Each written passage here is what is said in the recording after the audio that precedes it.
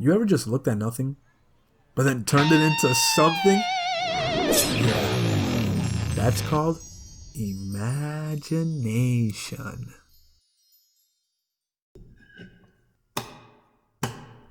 No, SpongeBob, come on, please chill, no copyright, come on, bro, come on, it was just a rip.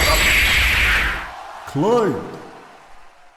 Imagination's one of the best things you can have until you get older. Don't get me wrong, people still have a vivid imagination and use it today to think up ideas, stories, or new inventions. But something I notice is that it's not as vivid when you're older compared to when you're a kid. That kind of sucks, man. Like, I can get inspired and on the spot create and probably turn it into something. But I remember as a kid, anything I put my imagination to felt like I entered a separate world.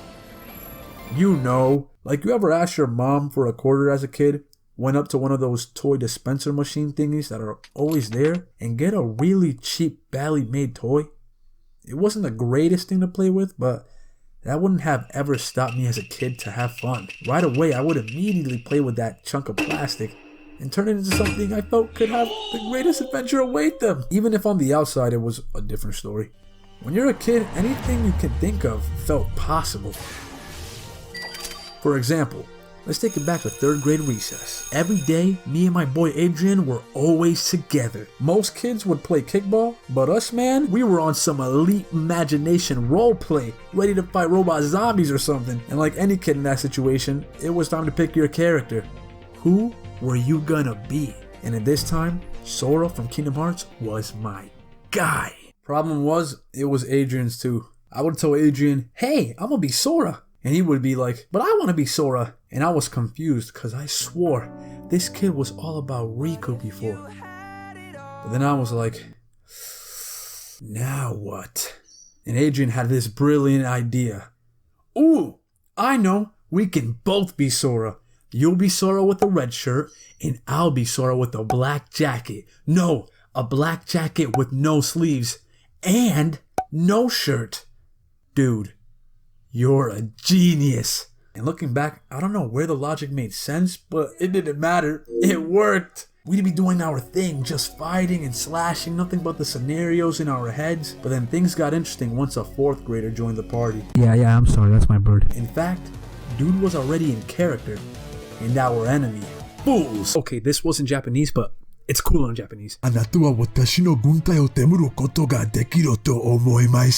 Confused, we just went along with it, and he said, Watashi wa Kyoketsu no desu. Okay, and then he said, I don't know how, but he got the girl I had a crush on from our class to pretend to be tied to a tree and say it was his fortress that we had to reach in order to save her. At that point, I realized how committed this kid was. Like, he was going for that Oscar. So I ran towards him, and Adrian stayed back as support, throwing fireballs at him. And man, Adrian had the best sound effects. He would just lay his hand out and make this sound like, what a legend. Shirtless Sora backing me up, I clashed and caught the smoke with this guy. Of course, us being kids, every attack would do only a scratch. It was moments like this that made me feel like I was in it.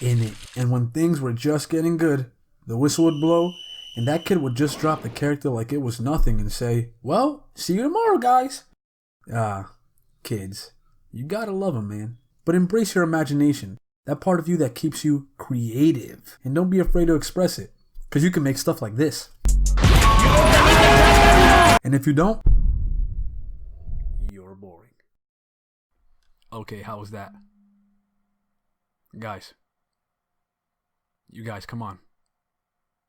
Alright, it was an old upload. It was an old video. I just uploaded right now, you know? Yo, guys. Yo, I can say yo pretty fast. Yo.